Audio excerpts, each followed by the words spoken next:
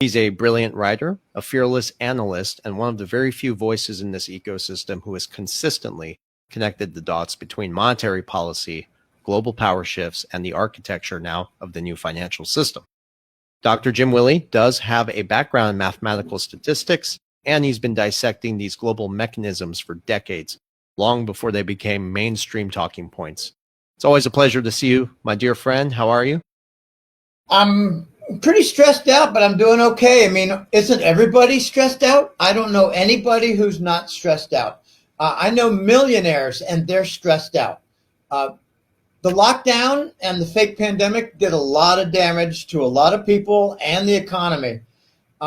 There's someone, I got to say something. I have no posts and I have no platform anywhere on social networks. And people are imitating me and they're blocking the date behind me there. They're blocking that date. So I'll be moving this around because they can't block what's moving around in a random fashion. I could be a kind of a jerk like this, but I'm not going to do that. I'm just going to move it around and introduce it from time to time because there's a guy on BitChute who's imitating me. There was another guy on YouTube with an incredible. He's got a Southern accent, a Southern drawl. Okay, I have an accentless Midwestern. All right, there's a lot going on, Versan. I yield sometimes. I yield the floor and admit that in many respects, you know more about what's going on with Ripple Tech and with XRP, but I'm moving pretty fast in learning. And in the last, I think, 5 months of the newsletter on golden-jackass.com, I've got an XRP chapter that is over 10 pages long. It is now longer in length than the gold and silver. Let's face it, gold and silver a year or two ago made a lot of news. 2 years ago, 3 years ago, made a lot of news. And now what we're seeing is a culmination. And, someone has said to me, Jim, you're pivoting from precious metals to crypto, to XRP. I said, no, I'm not. I'm extending. I've not dropped off gold and silver. I still follow it closely. And I regard almost all of my forecasts for price in gold and silver to have been realized, successful calls. And now what I'm seeing is some people, Versan, I think you might agree with me. Some people are saying this isn't a once in a century transformation to digital finance. It's more like once in a millennium. Yeah.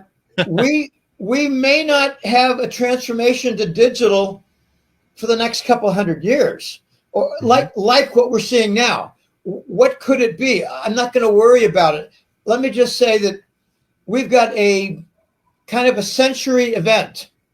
And it's a transformation where most of the power brokers, like Wall Street banks, London banks, Swiss banks, and to some degree, Japanese banks, they're giants. They have been opponents to the flagship of Bitcoin.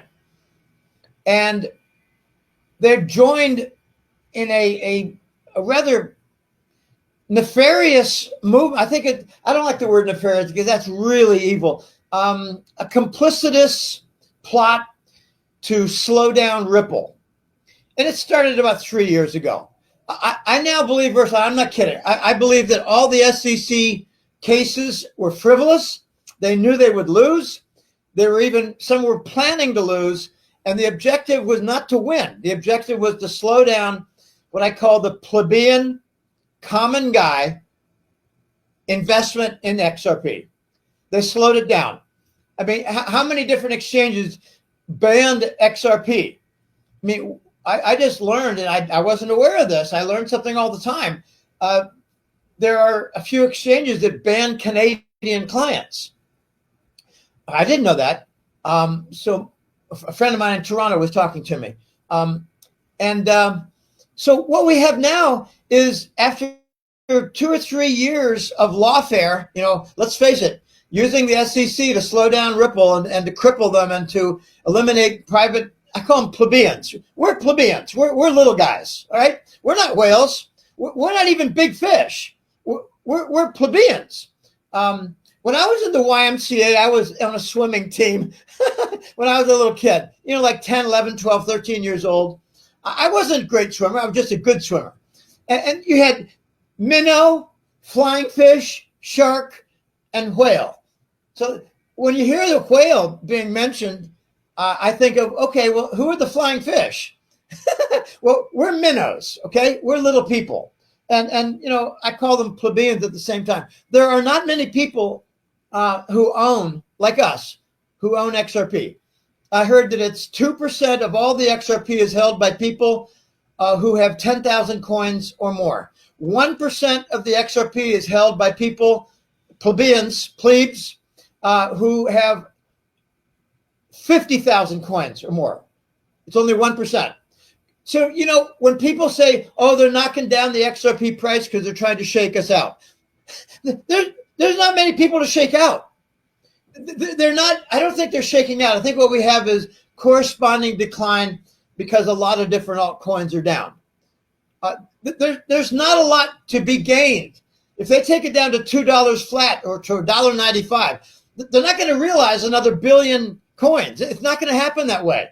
So it's really, and this brings up a really important point of mine regarding XRP.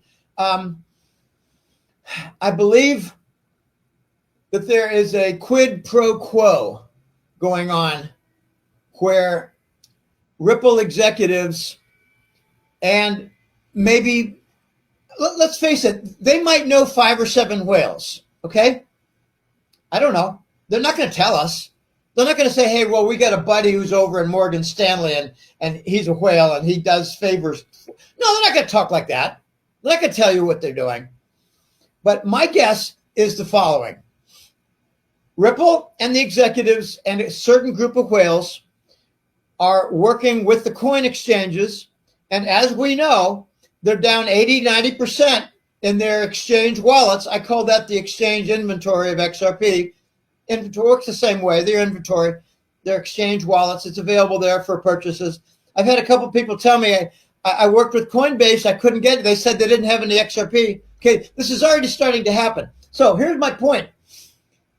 The whales and Ripple, in addition to some coin exchanges, are facilitating a magnificent multi-billion coin accumulation by BlackRock, JP Morgan, let's just say et al. Okay? And who's et al? Bank of New York Mellon, Bank of America. If Goldman Sachs isn't there, I'll eat my shorts. You know what I mean? They're everywhere. The giant squid is everywhere. So what does Ripple and Garlinghouse and this vice president, what do they want in return for facilitating a multi-billion coin accumulation by the big financial firms, including JP Morgan and BlackRock? And I think they're trying to get like 5 billion each, 3 billion coins each. What does Ripple want? A bank license.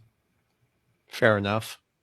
What else do they want? They want a lot of cooperation, and they probably got it at the Ripple Swell meeting. I think it concluded yesterday, the conference.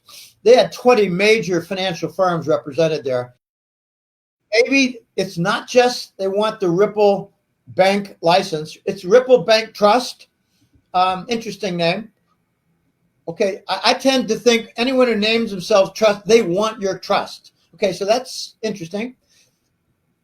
I think Ripple wants cooperation to become the global bridge asset standard. They want cooperation. They're going to say, hey, look, JP Morgan, we'll enable you to earn like $100 billion. Work with us. Be our partners.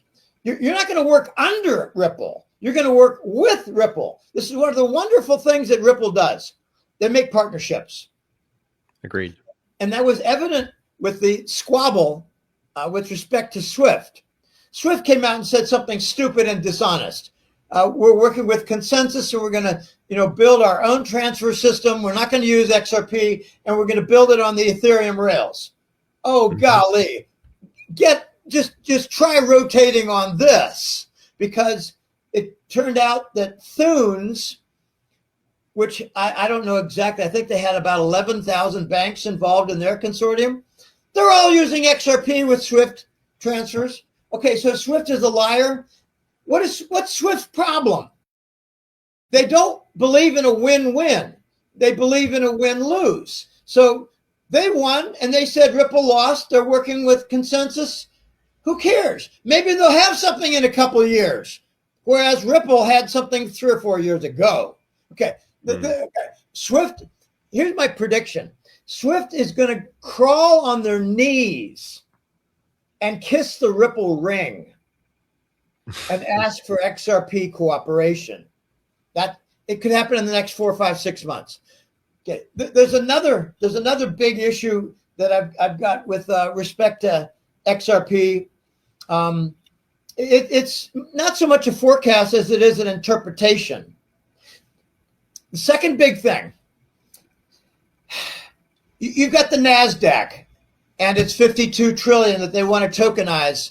And that includes the FANGMATs, the Magnificent Seven. Those are gigantic. Many of them are over $1 trillion in market cap. Okay. You've got the DTCC, and they're talking about tokenizing derivatives. My gosh, that's not billions, that's trillions. Okay. Yeah. You've also got, 30 or 50, I lose track, 50 central banks that are now integrated with XRP. Okay. Mm-hmm. You've got a number of different, by the way, Ripple just announced a MasterCard relationship. So wasn't that supposed to be XLM's domain, Versan? Domestic XLM? Sorry. A whole different discussion. Actually, there's a complementary relationship there, but another time. Another time. Well, the way I like to summarize it in very simple terms is wherever XRP competes, they win. Yeah. Okay. All right. So here's the point, the second point. I mentioned the first about the accumulation in return for a Ripple Bank and Global Standard. The second point is if a big player like NASDAQ, like the DTCC, like a group of central banks, like in the BRICS, the central banks work a little bit more unified. Where the volume is bigger, the savings is bigger. Mm-hmm. Where the savings is bigger, it's billions. Where the savings is bigger and the volume is bigger, it goes hand in hand with the requirement of a much higher XRP price, like 500 minimum, 1,000. And we're a long way from there. I've got a few clients who say, what is going on? It's now can't even hold $2.50. I said, don't let them shake you out. They're not going to shake out very many. This is a tree that does not have much fruit on those low-lying branches. There's not much fruit on there. They're wasting their time. Okay, so where the big savings comes for the big players, they're going to be the ones requiring $1,000 price or 500. Mm-hmm. I don't like people saying, "Oh, you're nuts. You're nuts talking about 1,000." Okay, call it 200 or 500. Okay, when Swift said they're going to ratchet it in 10%, another 20%, 10%, another 20%, it's over the stage of months. It's not suddenly 100%. It doesn't work that way in the real world. Oh my gosh. I tell you, those two factors, the accumulation and the big player requirement for a higher price, just to make it work. This is exciting. And people need to be careful about what they have. I had a client contact me a month ago, and after he bought, I don't know, I think it was something like $50,000 worth of XRP, he got a phone call. It's a phone call where the fraud is. He got a phone call, and they had his banking information, and he had most recent activity, and he had the exact number of coins that he bought with XRP, and told him that he needed to move it. He lost it all. They lost Maybe 56 some advice for the listeners. Nobody's ever going to reach out to you about your by phone, digital assets. by And if phone. they do, those are indeed indicators that you are possibly being scammed. Okay, let me give advice that goes the next step. And somebody did this 2 or 3 months ago. He said, Jim, he did a consult call with me and said, Jim, something happened to me. Something happened to me. I got a call. It was my Coinbase account. I got a call. And I said to them, well, if there's a problem and I still see my coins, then how bad a problem can it be? But furthermore, why don't you give me your boss's name and your boss's phone number and the office location, state and city, and I'll call him right away. Thank you very much. The guy hung up. Yeah. Okay, this is how you obstruct them. Give me a phone number. Give me your boss's name. Give me your name. Give me your address, your city. I'll call you back. If I can't call you back, then you're bogus. And they never call. They never call. They never call. One of the biggest problems, I think, with the coin exchanges right now is you can't call somebody for customer service. Hey, I just got scammed. Can you help me out? No, there's nobody to call. Yeah. I mean, there's so much to unpack in what you said. And I'm glad you keep moving that around because, don't the let it bother you. impersonators. No, it's not bothering me. The impersonators and the scammers are certainly getting out of control with the advances of AI. I've seen some crazy things, videos of my own self. It's my voice, but it's not my face. And it is a bit concerning, if they were saying the wrong thing to undermine our credibility and our reputation and saying one thing and not the other. Anyways, so much to unpack in what you said. And I do want to dive deeper. But for Where do you want to go? a note, we're gonna take it there. You'll see. For those who are tuning in and new to a lot of this information, it's very important to make it very clear that SWIFT has really been a tool for weaponization of the dollar against countries around that world that wouldn't bow down to a global financial order. And RippleNet indeed did disrupt that model. And XRP was the real disruption behind it because they were offering an alternative, creating a new kind of financial institution, one that was global, instant, and sovereign. I think that's very important. And that's why these big institutions are fighting them so hard. But indeed, their control is slipping. They are losing control very fast, and it's only accelerating. And I don't think they can hold much longer. And another thing to note is that if you start to look at all of Ripple's developments and the expansion, it's a growing realization, you could say, that Ripple isn't just building payment corridors. They're actually rewiring finance through the infrastructure for an entirely new global financial system. So that's why, to your point, Jim, we're seeing a lot of integration with banks, central banks, cross-border trials under the new Bank for International Settlements frameworks, and this tokenization framework that is popping up all across BlackRock and Vanguard, and you're seeing everybody get involved, but it's popping up also across Asia, the Middle East, Latin America. This is happening worldwide. So, from your perspective, Jim, and I know you did tackle this briefly, but what do you think the real motive here is? We are indeed witnessing like a controlled demolition and transition from a dollar-based system to a multipolar settlement network. I think the objective is to replace the traditional, let's just call it paper-based, paper and email and phone-based old technology banking system. There's a transformation to replace it. And the big challenge that I foresee, and we're observing elements of it now, is that the old guard has a lot of power. Let's face it, in the last 10 years, it's been rather obvious, last 5 years, rather obvious that doctors and bankers are controlling the world. Doctors, bankers, and militaries. Well, the militaries aren't controlling as much as they're fighting each other. But, where does the power lie? Doctors, bankers, and warriors, soldiers. Okay, what I believe, you talk about the integration. I focus a bit more on the partnerships. Certainly there's integration, certainly. and expansion and building out the infrastructure. Yeah, but that is being done now in a very astute manner by Ripple with their acquisitions. Okay, I have a list. I'm looking at it right now. Hidden Road, 1.125 billion of multi-asset prime brokerage. So they got brokerage. Rail, 200 million. That's not a lot for stablecoin platform. Okay, that's great. G Treasury, I think that's really big. $1 billion acquisition for G Treasury, corporate treasury bonds. And I'm hearing it's like 15, 20,000 different corporate bonds that will be able to be moving around in the Ripple ecosphere and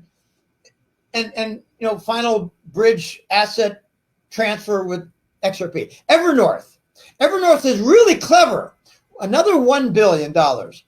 And I believe, and this is a bit my interpretation, but based on what I'm reading, it's a venture cap internal firm. It's a venture cap subsidiary and tech services and partnership funding. Then there's Trident, $500 million, Treasury Reserve Management for corporations. Then you got a bunch of little ones, and I honestly hadn't heard of any except SBI Holdings out of Japan. They're like a liaison for the entire nation of Japan. And I don't know how many people are aware, I know you probably are, but it was November last year that the banking authorities in Japan ordered XRP compliance to every single Japanese financial firm for this year. Last November, they ordered that. I heard a rumor, and I can't substantiate it, but the Bank of Japan ordered no more usage of SWIFT. Yes. I tend not to believe that, but maybe it's true. They want to use XRP because there's savings. Yes. SWIFT. I see that. SWIFT is going to be relegated to a secretary that handles all the data in memos. I had a broker once, and he used to say, "Runner."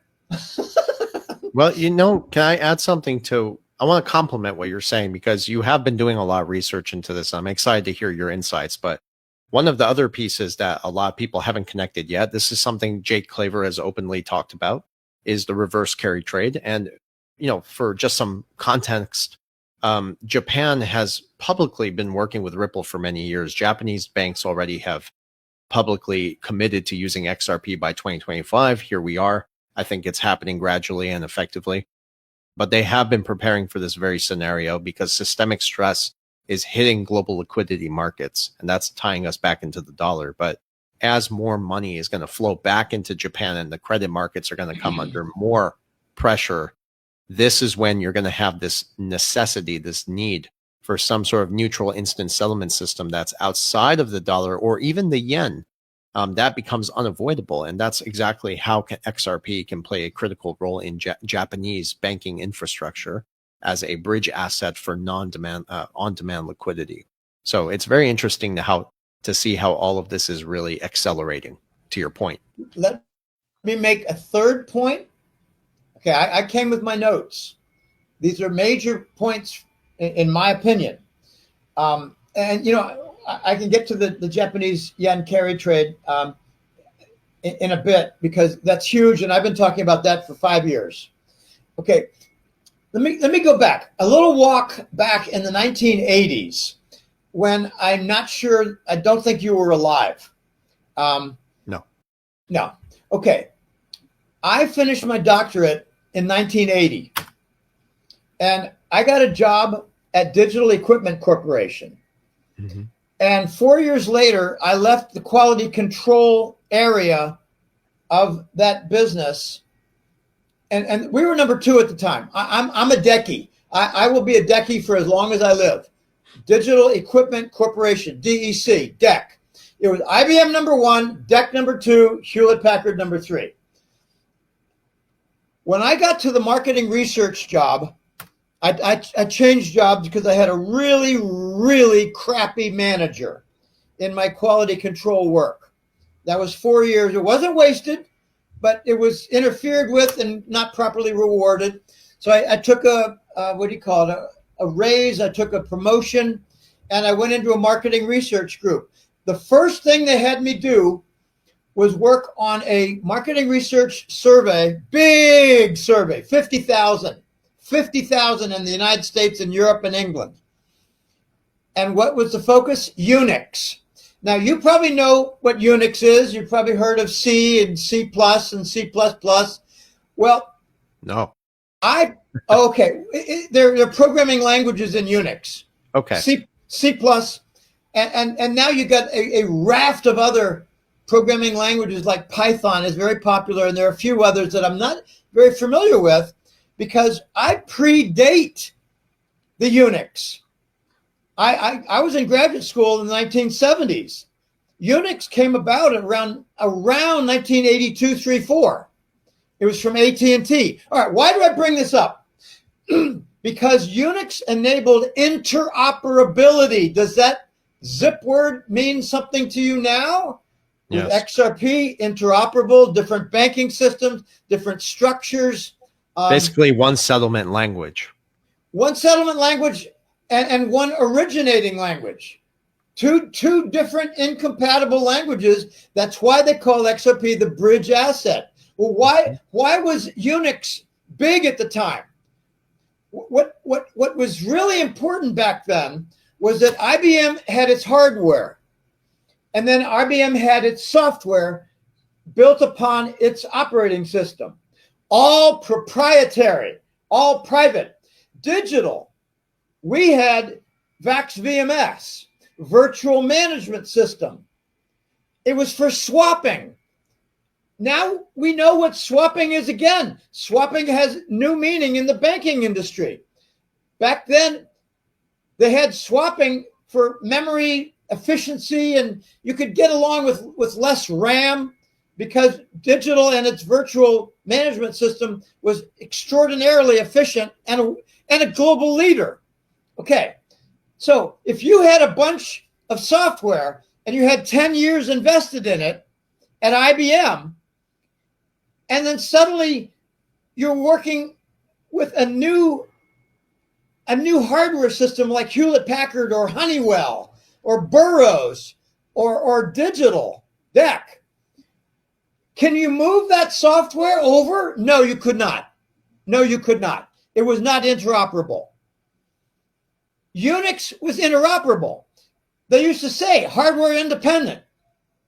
And we thought, holy shit, we're going to lose our software business. And we did. And we did. So the competition pretty much killed you with the tech. They killed us with the tech to make the interoperable. Now, Right. What we've got now is that XRP is interoperable. You can have one banking system like from JP Morgan, and they communicate with a Rome bank, or communicate with a Brussels bank, or a Frankfurt, Germany bank, and it's interoperable. So it doesn't matter. It doesn't matter. Dollars to Deutsche Mark, no, not Deutsche Mark, to euros. Dollars to yen in Japan. Okay, we've got a huge advantage with XRP being a leader in the interoperability. And you know, after I heard interoperable about 20 times, I thought, sounds like Unix in the 1980s. I'm telling you, Unix was a revolution in the computer industry, and XRP is going to bring about a revolution in the banking industry from its interoperability. Yes. Oh. And that, you know, to your point also, that's what's so interesting about these discussions. Like, a lot of people think we are indeed heading towards like some sort of digital chaos, but what we're actually watching is a controlled consolidation. And through these features, like interoperability is an example, but ultimately this does leave XRP with only one option. It basically means it's becoming that settlement layer that will underpin not only fiat, but digital currencies, stable coins, etc., tokenized commodities, bonds, and even carbon credits now. And when people start to ask, you know, the question about market cap, and I dismiss market cap really. I don't think it's not something that, it's a really stupid one. Yes. Or even price range, you know, you have to understand, like, what are we truly looking at to handle the magnitude of all of this, right? And that's when we start having those discussions about a very high XRP price. Let me quote, pardon me, let me quote Jake Claver. he said, I'm tired of all these market cap limitation arguments. What exactly is the market cap for email? Yeah, it's silly. What a great question. Well, what I if mean, what if you had to buy some tokens in order to use your email? What's the email token going to be worth? What was it worth in 1980? What would it be worth 10 years later? Another 10 years later, another 10 years later. Would it not be worth hundreds of trillions of dollars? Yes. Yeah, but in XRP, it's a bit different. And I totally agree with that and the sentiment behind it. But when a lot of listeners, they start to look at XRP, first of all, they treat it as a token. They don't realize it's been mixed in with a lot of the nonsense out there. But in XRP, liquidity is not necessarily about how many tokens actually exist in the circulating supply. It's about how much value can actually move through the system overall in each XRP itself. And that kind of ties us into the discussion we'll get into here in a moment. But the higher the price is of XRP, the more greater its liquidity efficiency is. And that means fewer and fewer tokens are going to be required to settle larger and larger transactions. And I did write an interesting article about this on X. It's getting a lot of coverage, and I really appreciate that from the rest of the community. But I gave an example in there that if you're trying to settle, for instance, worth $1 billion of a cross-border settlement, and if you had at $1 per XRP, that transaction would require 1 billion XRP. But if you had a $10,000 XRP, just to give an example, per XRP, that means it would require just 100,000 XRP. So you're significantly having fewer and fewer tokens moving across that network because there's less slippage, there's lower volatility, there's friction. Faster finality. Exactly. Less friction. Very exciting. And that's why I'm very optimistic about this. That's why the big players, with their big usage and their big volume and their big savings, are going to want a big price. Exactly. It's not very difficult to follow that logic. I've actually had some good arguments with people who are what I consider to be uninformed. I don't want to call them ignorant. Not your brother again, right? No, I haven't talked to my brother in 5 years. Okay. 5 years. I know that's hard to believe, but no. I have no interest in further communication with my brother. I'm sorry, but yeah, that kind of goes back to the pandemic. It really destroyed lives and affected families. Well, if you're going to advocate Marxism in the United States and be an opponent to liberty and the republic, there's the door. Yeah, I know people like that. I have no interest in a conversation with them. Yeah. Sorry. Mm-hmm. I don't know where you want to go next. No, actually, I mean, if you don't mind, I mean, we can always remember we can bounce back and forth, and it's for us to bounce back and forth because there are so many other pieces in this that are all tied together. I do want to talk about what has transpired since we last spoke, and I'm sorry to the audience that it took a while to do part 2, but since we spoke, gold has made a significant move, and not just in price, but in purpose, and that's what's so important for people to not miss out on. It's not just a passive store of value anymore. It's gradually being reintegrated back into the monetary architecture as collateral. And when we start to dig even deeper into this, and I want to get your take on this, Jim, I'll ask you here in a second, behind this transformation, how gold is actually being remonetized at the institutional level, and of course, how XRP is being positioned as the settlement mechanism above that overlays it all. So I know you have been analyzing this for a while in depth since we last spoke. And, I want to ask, what are you seeing really in terms of gold's role? How has it changed in the last 6 months? And of course, how is it tying into what banks are doing globally and even XRP?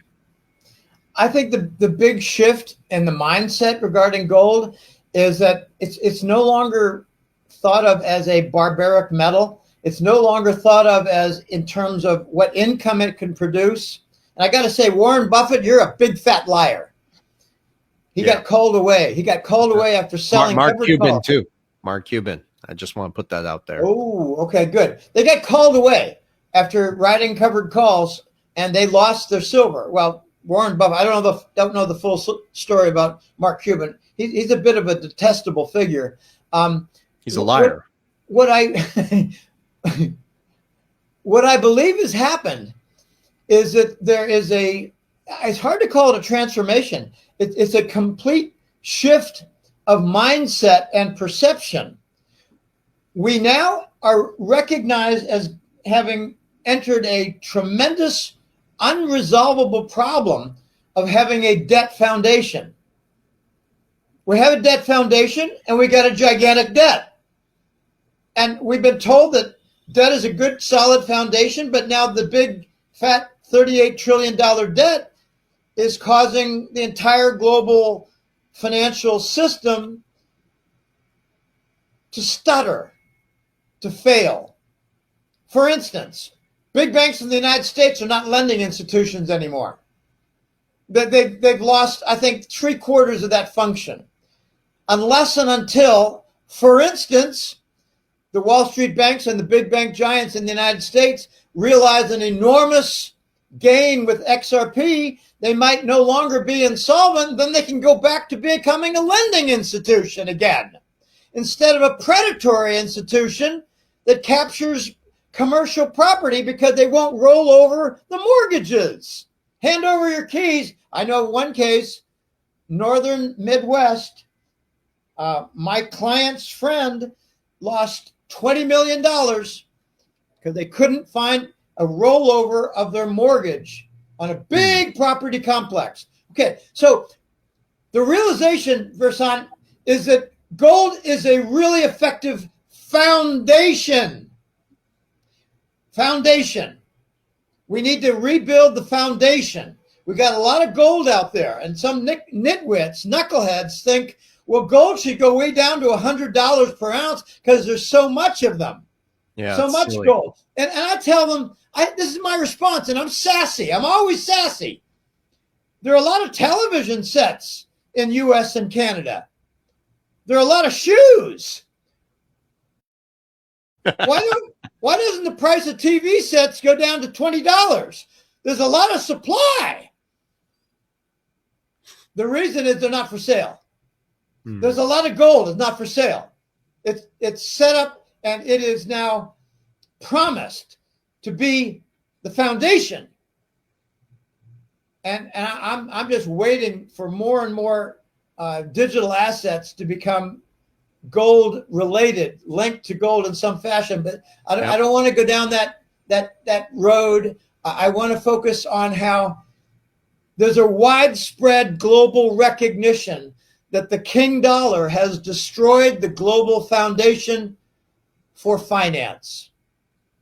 Very powerful statement. Very true. And XRP is very likely that the top candidate to replace the Treasury bill for global trade payments. I agree. Now, let's leave out the Forex reserves, because that's the other side of, it's trade payment standard and global reserves standard. But that's pretty much up in the air and a lot of dispute. And, it's integrated with stable coins. And I think, I just think it's just a time bomb before Tether has a volcano that resembles diarrhea. I love your analogies. I like my metaphors. I work on my metaphors in my quiet time. Let me also say, here's another one. SWIFT is the standard bearer of banking obsolescence. Interesting. Haven't heard that one before. 7% errors. I just had an error last week, a SWIFT error.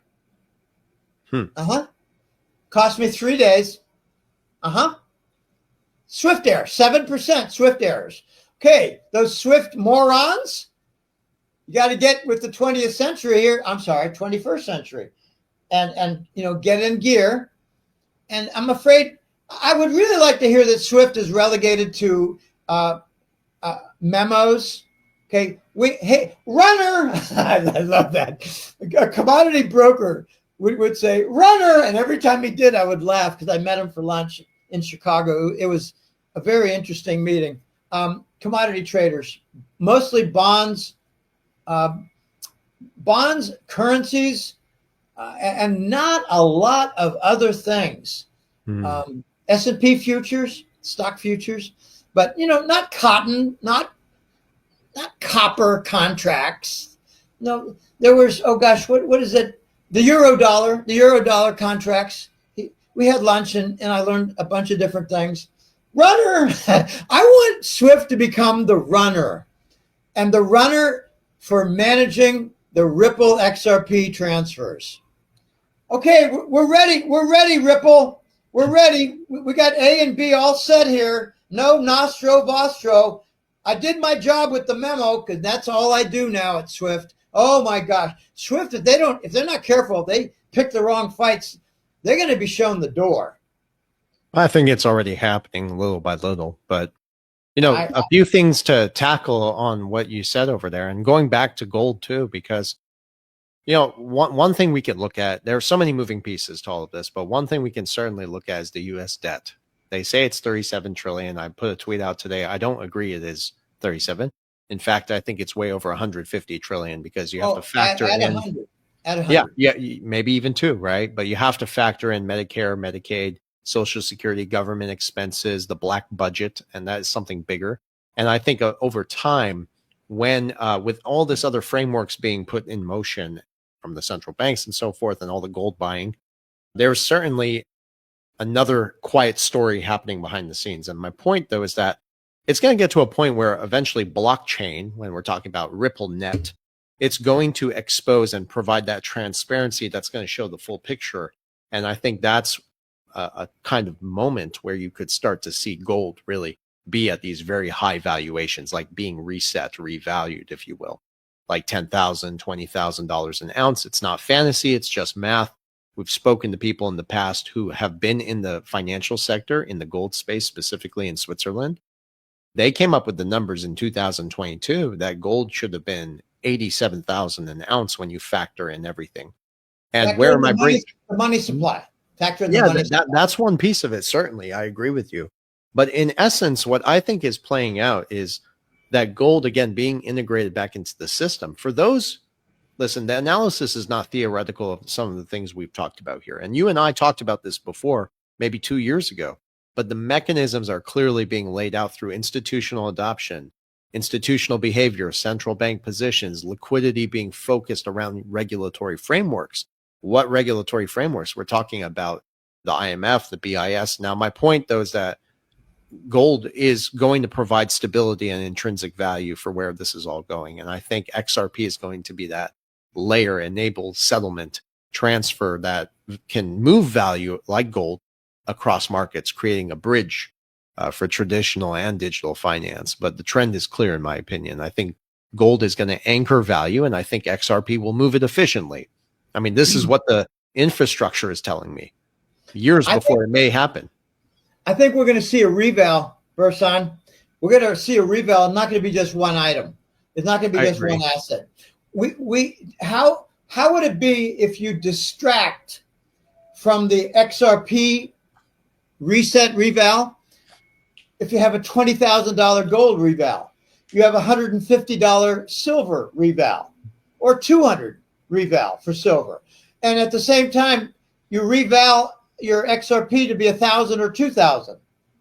Now that's a big jump for XRP. That'd be like 1,000 would be 400 from what it is now.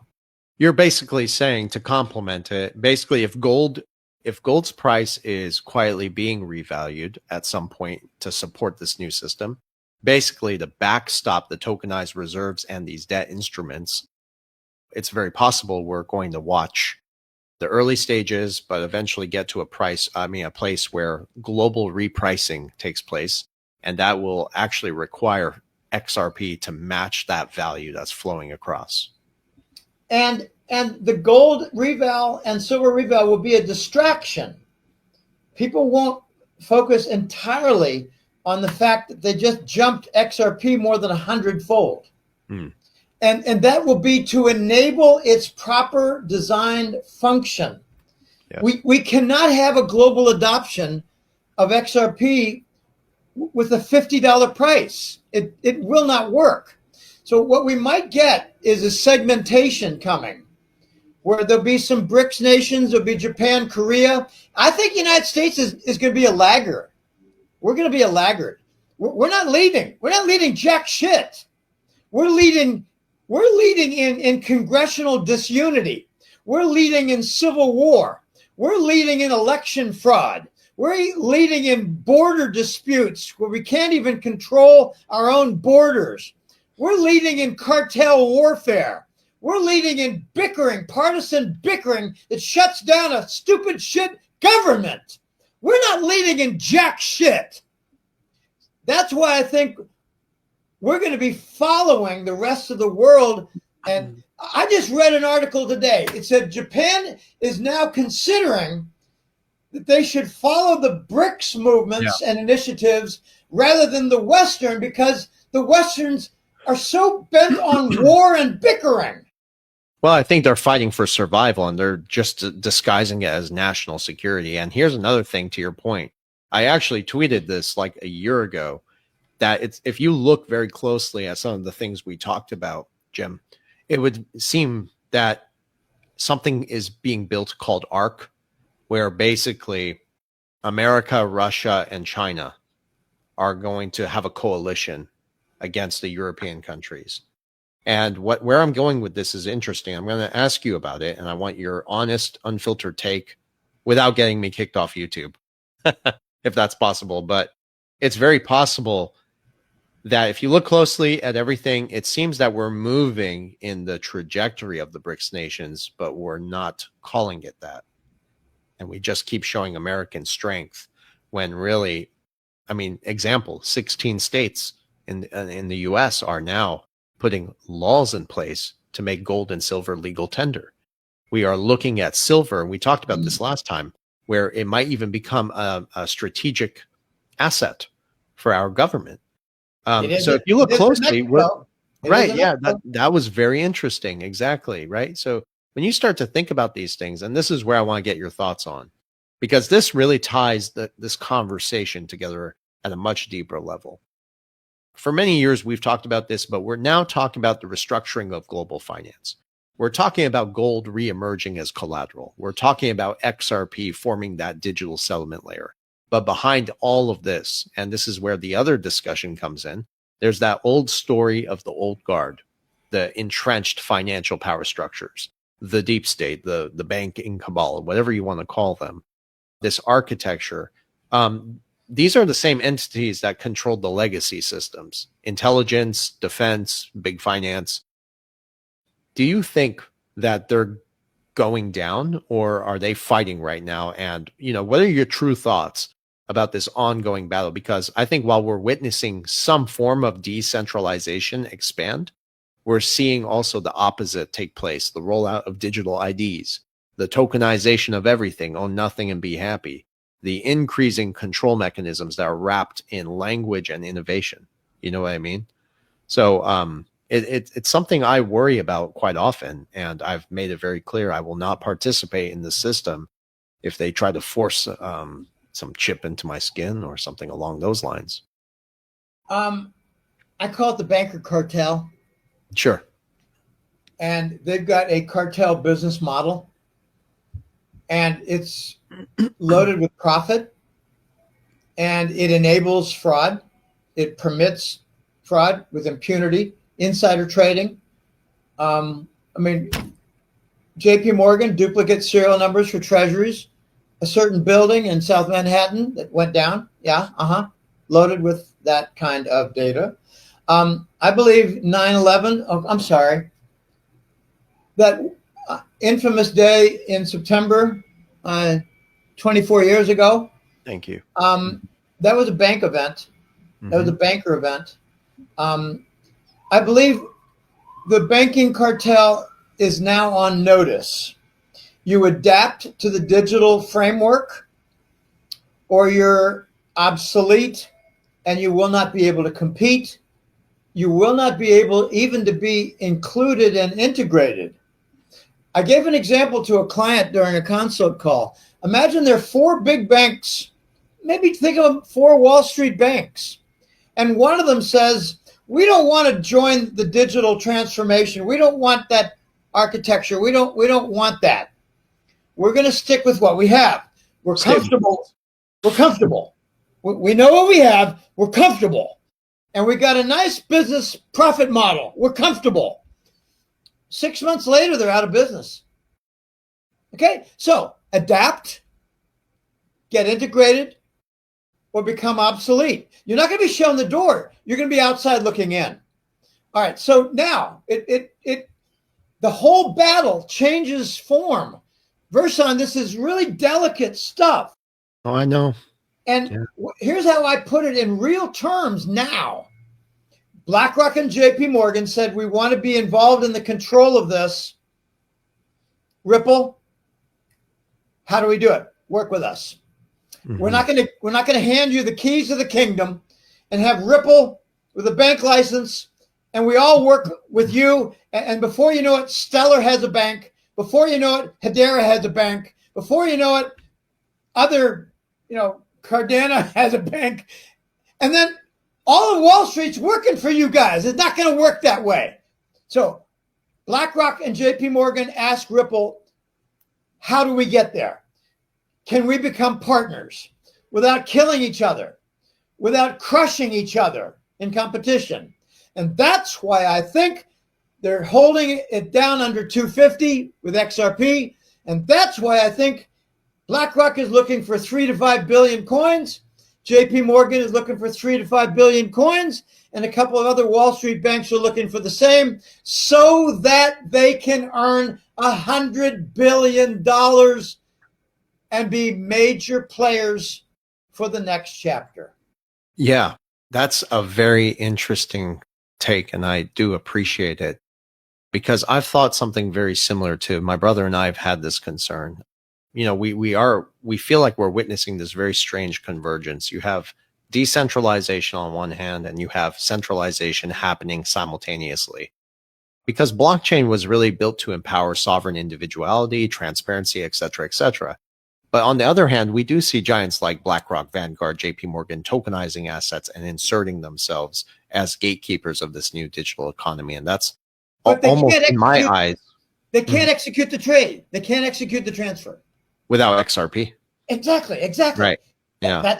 That's the partnership. But this is where it gets weird, though. It's almost like the deep state. Two things to this. Okay, deep state realized, you know what, we can't stop this technology, so they decided to co-opt it to a degree. We can argue on that. They're trying. But then there's the other side. This is where stablecoins come in, because stablecoins change the dynamic of the conversation entirely, because they're being used now to provide a new source of liquidity that can extend these kick the can down the road cycles even further. That means institutions can manage systemic risk and maintain broader market stability, sure. But when you look at, for instance, stable coins overall, and yeah, sure, Tether, we can definitely tie this to Tether, but the proposed digital dollar, it gives the perfect example of what we're talking about here, because it allows the US Treasury and the Federal Reserve to expand the reach of the US dollar in a digital format. And this is essentially basically the deep state getting its hands into the pie. And I said this word for word long before David Sachs stood right by Donald Trump and discussed this live. It was really, it gave me goosebumps. So I think that's their mechanism to get their hands into this ecosystem, but they still need XRP. I think the stable coin is the bridge. The key word is bridge. BlackRock and JP Morgan. Those two, if you can solve it for them, you can solve it for the rest of Wall Street. You can solve it for the big regionals. I'm going to show you something. BlackRock and JP Morgan need a bridge to the digital world. Go ahead. This is it. I did a whole report on this in detail. This is one of the bridges they're using with the whole stable coins. Stronghold. This is what they're using to get a lot of the value on chain. And like you said last time, so what if they use Bitcoin? So what if they use Ethereum? Let them bring it on board. Remember that? Yeah. Yeah. So they're using this technology to do it. It's one of them. Anyways, yeah. I've researched this thoroughly and I've shared it with the audience before. And by the way, anyone investing in crypto, this is certainly a massive opportunity. Oh, I think that's easily 100x coming. Oh yeah, absolutely. I heard about Stronghold 2 years ago, and I've got hopefully for me. No, I have a client in Texas who's loaded up with Stronghold. Okay, the key is bridge from one world to the other. And you know, Cardano's, oh gosh, I can't think of his name. The Cardano's president, Charles Hoskinson, if I'm not mistaken. Hoskinson, something like that. Anyway, yeah. Yeah. He basically raised a white flag. What he said was that, okay, reading between the lines, the interpretation of what he said was that Ripple has won. Ripple's strategy has been successful. Ripple and XRP are bridging the old traditional banking world with the new digital world. And Cardano's mistake was to be too pure, was to be too exclusive with digital and no relationships to tarnish and dirty their hands. Cardano did not want to talk to Wall Street and BlackRock. Yeah. Ripple did, to make them partners. Ripple is going to be the bridge asset to link the giant financial firms and financial markets. And not just that, but the big financial departments for the giant corporations. Like, yeah, you know, I mean, Apple's financial department, IBM's financial department, Apple's financial department, Amazon's financial department. They're huge. Well, yeah, XRP is becoming a global reserve asset. Then we can say this. There's no argument over it anymore. It's we're hearing the word Treasury Reserve. Treasury. XRP. I think in the early stages, absolutely, but later on down the road, no doubt, the XRP by intrinsic design is supposed to absorb value and consolidate value. That's how it becomes. Everybody holding an XRP token essentially is holding a stake in a system that is gradually consolidating everything around it. In a protocol. Now, how long will it be before Google announces this? I'm just fast forward 18 months ahead. Yeah, okay? Trend forecasting, yes. Google announces and Amazon announces they've got a $20 billion profit from their XRP held in their treasury. Yeah. Yeah, things just really start to get out of control. And the Amazon stock and the Google stock goes up tenfold. Okay. And this is basically the real play, how XRP could be used as leverage later on down the road. Another discussion for another time. And other, you know, Silicon Valley firms, they know about the development with XRP better than most of your average Joes running around in St. Louis, Detroit, Denver, and Atlanta, and Miami. Okay, I focus on bridge. Okay, Unix was interoperable across computer architectures. XRP is interoperable across different financial systems. Yes. Structures and their own protocols and their own, you know, oh gosh, what's the right word? Their own standards.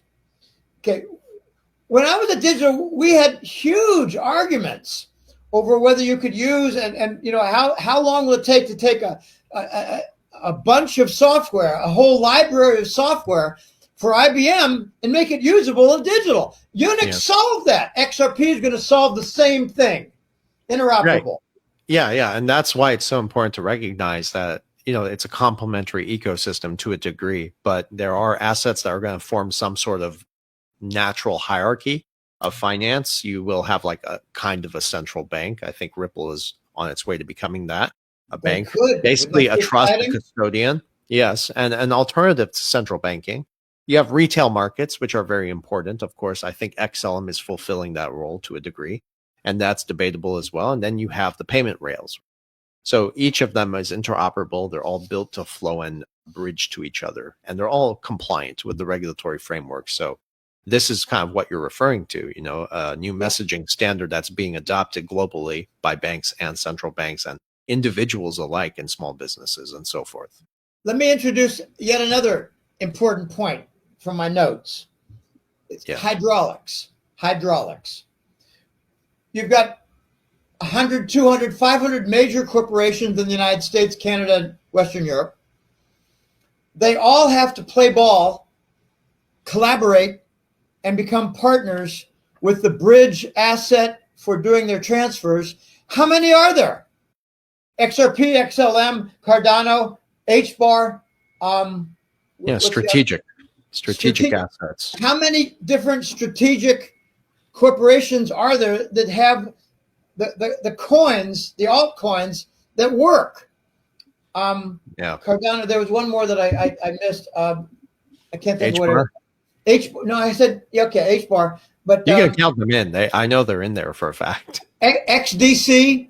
XDC. I thought XDC was going to be a major player for stock market transactions until NASDAQ got introduced to XRP. Everywhere XRP competes, they seem to win. Okay, this is very exciting. Okay, the hydraulics. Here's the point. You got 1,000 different companies, and they're all funneling into 7. Yeah. There aren't 700 majors in the crypto digital world building out the infrastructure. Yeah, it's consolidating all value. Mm-hmm. It's consolidating value, but there are only a few of them. Right. Therefore, they're all very likely to go up 1,000-fold. I agree entirely. Jim, I mean, listen, fantastic discussion. I did tell you I do have another call approaching here shortly. However, there is something. If you're comfortable talking about this, I know you are. But before we wrap up, I do want to bring this topic up, and I'm going to start talking about this little by little because I think it's important. So what I want to get your take on, and I think it is even connected to some of the other things we talked here today about global coordination, control, and even potential psychological operations. It gets a little weird here, but if you see a lot of the narratives being said about major disclosures coming in 2026, now this is around the UAPs. Are you familiar with the UAPs, or what most people call the UFO thing? I mean, the mainstream coverage around this has grown exponentially. I don't think that's an accident with the direction everything is going, whether it be political or financial, because it's really the financial system that underpins society and our behavior behind it. So the speculation now is not everything that we've been told. I don't think it's organic. I think it's mostly BS, what's coming out as far as how the narrative is being set. Now, I do remember, and I have listened to people in the past, where the founders of NASA in the early days, and we can all translate NASA and see what that means. I don't want to say it here. But one of the close colleagues was warned that eventually there would be an engineered false flag event, which would be a staged scenario involving an extraterrestrial threat used as a final underlying force, you could say, to bring all nations under a one world government. And now I'm not saying that's guaranteed that it could happen, but I think given the circumstances and how the narrative is being set and what we've seen with the global coordination during the pandemic, other crises, how do you think this narrative could be used to consolidate power? I'm just curious what you think about all of this. Okay, this is a good opportunity for me to share a philosophical strategy that I've had with my newsletter for 22 years now. It's 21 and a half years. If they talk about it and it gets out there in the discussion, it ain't going to happen. Interesting. Okay, now let me give you some exact examples, precise examples. It was somewhere around early 2023, and we heard that there might be a nuclear detonation in Poland, and they might blame it on the Russians. False flag. And I said, therefore, it won't happen. Then we heard that there might be a Marburg pandemic explosion. Marburg, which is a combination of smallpox and Ebola, laboratory produced. It might happen in the United States. And I just started monitoring, and after a few months, I've heard it about 20 times. Therefore, it's not going to happen. Put it out there 20 times, it's not going to happen. Why are they doing it? They're doing it so that it won't happen. I mean, it's possible they're doing it to keep us distracted from XRP too. I think the white hats have a supercomputer simulation at work, and they realize the same thing I do. If you talk about it 20 times, it will not happen. So let's get the Marburg out there 20 times. Let's get the alien invasion out there 20 times. Maybe they'll do the attack and they'll do it on the sun, but they'll do it at night. I totally understand where you're coming from. Okay. No, I get it, Jim. But okay. I one thing I know for certain is that the tech that you see and hear a lot about is real. When I was an undergraduate, I was at Rice University and I was studying nanotechnology. And one thing I took a very close interest in was quantum trapping, anti-gravitational force fields, and how essentially you can indeed extract energy from the vacuum of space-time. And that's essentially the empty space between us. It starts to get really weird. It's over my head. Yeah. So, like, obviously the tech exists. So where did that come from? The tech is there. Is it something else? I mean, I think the alien colonies are deep in the ocean. I've seen many videos regarding U.S. Air Force tracking, and then all of a sudden, hey, they just went into the Pacific, 220 miles east of Los Angeles. We can't track them. And the Tic Tacs, the Tic Tacs they talk about, the little items they call them a Tic Tac. It's just a nickname, but it's a monitor, and it moves tremendously fast. Okay, I have one instance that's close to home, and I don't want to mention locations and I don't want to mention names, but I was told a story where a friend of mine actually saw an event, and what he does is he likes to look east for the sunrise, and he has a home on a hill, and he looks over the valley here, and it's a 30 to 40 mile valley. And he saw a purple dot far in the distance over the mountains on the other end of the horizon. And Verson, he counted 6 seconds that it went overhead to the other horizon. Yeah. 30 to 40 miles in 6 seconds. Yeah, it's very fast. Now, okay, this brings about some easy napkin math. 6 seconds is 1/600th of an hour. So you multiply 30 or 40 miles by 600, and you get 18 to 24,000 miles an hour. That purple dot moved. And my question to him was, what was its altitude? I mean, I don't say, whoa, that's really cool. I come out with questions. I asked, did it make any noise? He said, no, silent. How high was it? He said, it was up there. I couldn't see any details on its structure. It was probably 10,000 feet. I said, then it had to be really big. If you saw a dot, that had to be like maybe 100 meters big in diameter. He said, very possibly. 20,000 miles an hour. Okay. We're not alone. I was in X-Files. I love that stuff. I had a crush on Gillian Anderson. I thought she was just gorgeous. Anyway, we're not alone. They're hiding in the ocean. Underground. And they're hiding underground, and they're hiding in full view among us. Interesting. With disguises or adaptations. I don't want to get into all that.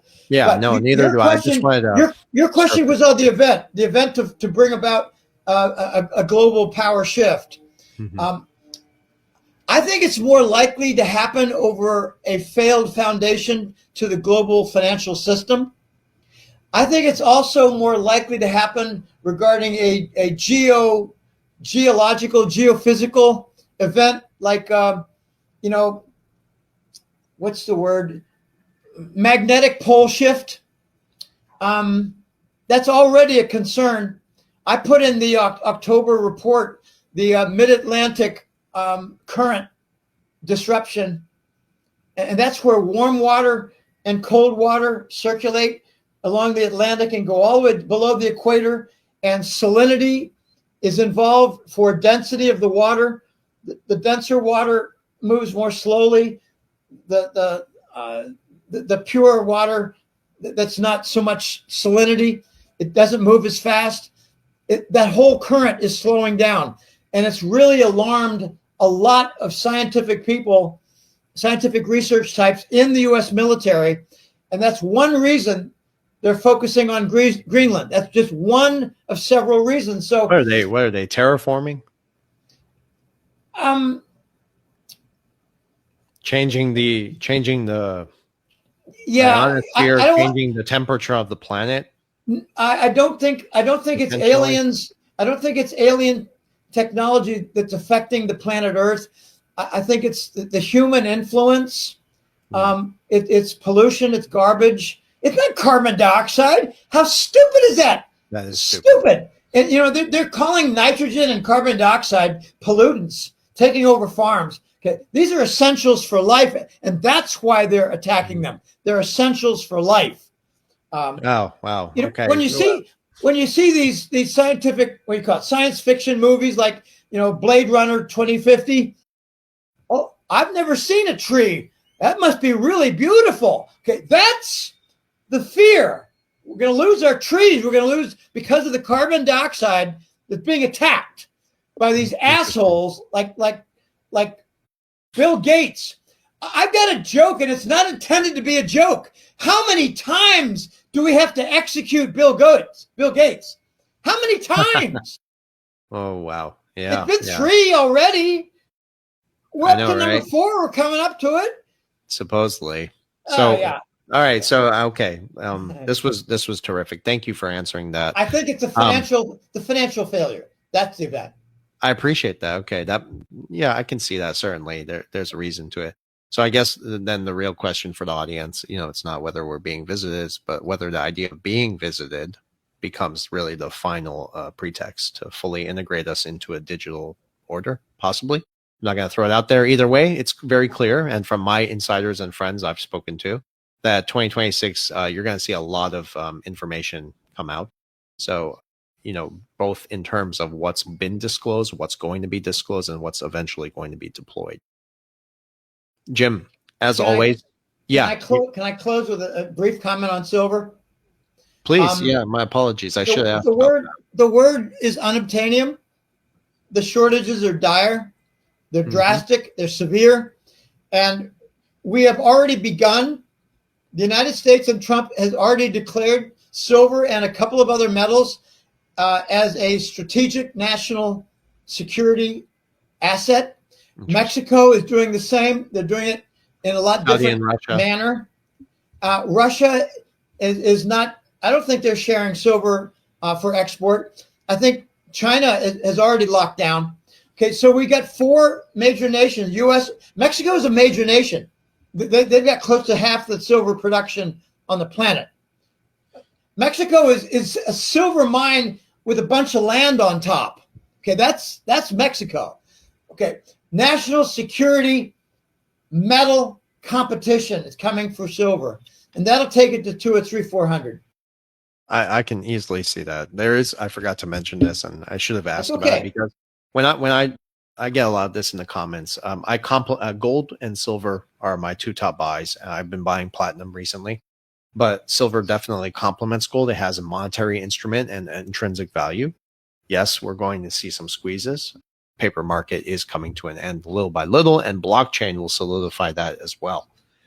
But yeah, next time we'll talk about silver a little more deeper. And if anyone's looking to learn a little bit more information on silver, you can certainly follow Jim and even my dear friend Andy Scheckman. I know you and Jim, you and Andy spoke a while back. Yeah, we know each other.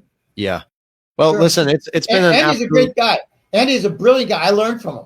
I love Andy. Yeah, he's a good friend. Let me just say about gold and silver, don't be alarmed at the consolidation here. It got ahead. It went parabolic and went above its trend line. It had to calm down. It'll meet up with the moving averages and move upward again very soon. Don't know how long. They are. I mean, see, these conversations can go on forever, hours. Yeah.